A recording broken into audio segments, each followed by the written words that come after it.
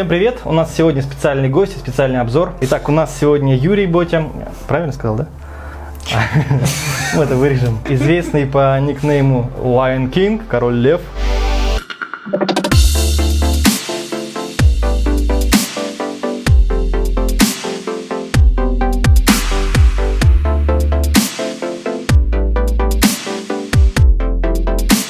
Итак, сегодня у нас обзор набора 2011 года. Это, как он называется, Extreme Cruiser, по-моему, да? 8081 экстремальный круизер. Давайте посмотрим, насколько он экстремальный и чем он так нравится нам с Юрой и с Вовой, да?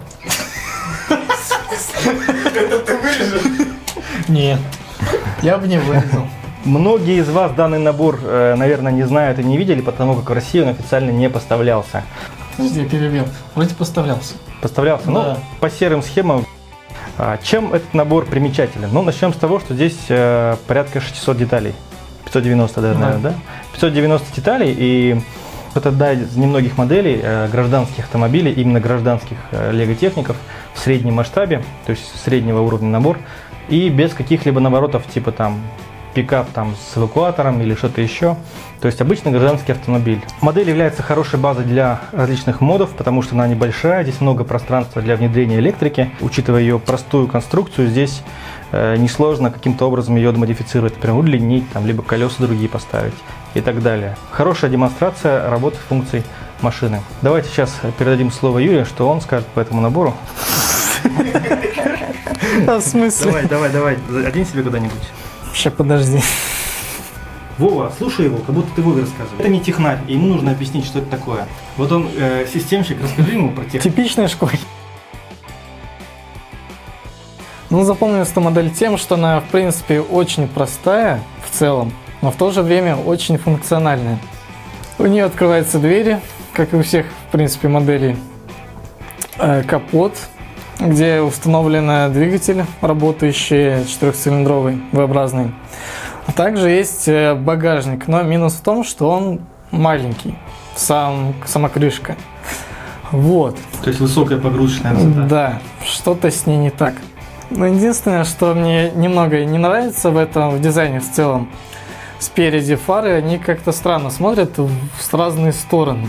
Собаки такие.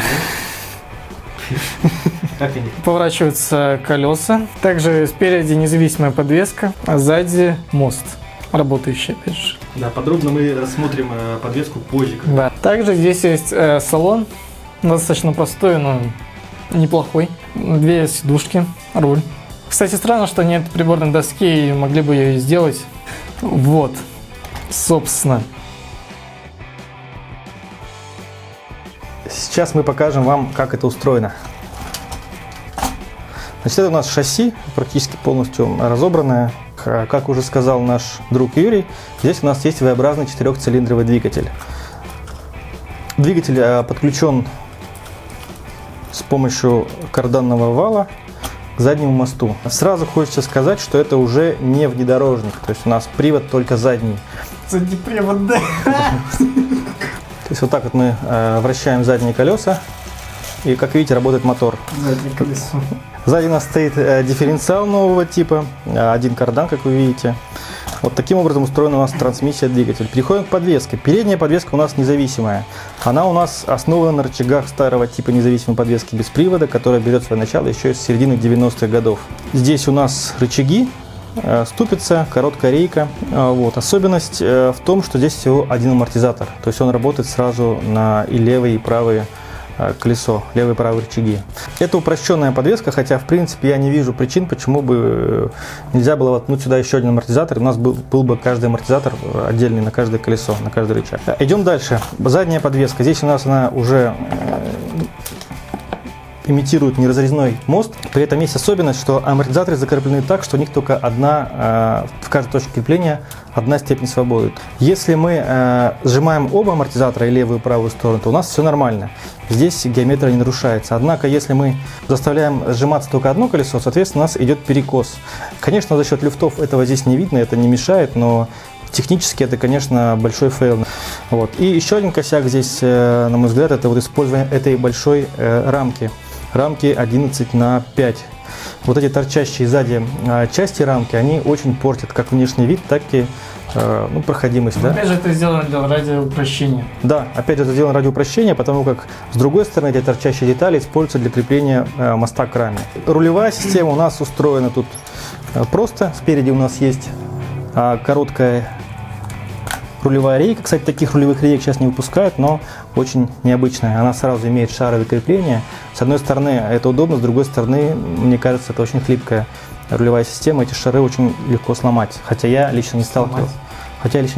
Мне так кажется. Здесь у нас передний мост отчасти собран на техник бриках. То есть здесь еще, так скажем, используется старая школа техник строения. Такие детали сейчас уже, к сожалению, недоступны в новых наборах, но если вы захотите воспроизвести данный набор с использованием новых деталей, то я думаю, сюда рычаги подвески подойдут, те, которые использовались в снегоходе, по-моему, 42021. Я собирал глубокую модификацию этого набора. Называется модификация White and Orange Edition. Было в белом исполнении с оранжевыми полосами. Там было как раз уже полноприводное шасси. Вот. Спереди была полностью другая подвеска, намного больше из-за привода. Вот. А сзади также был переделан мост на шаровом механизме. Это немного. Да, это немного. На привод был использован XL мотор, а на рулевое управление серво.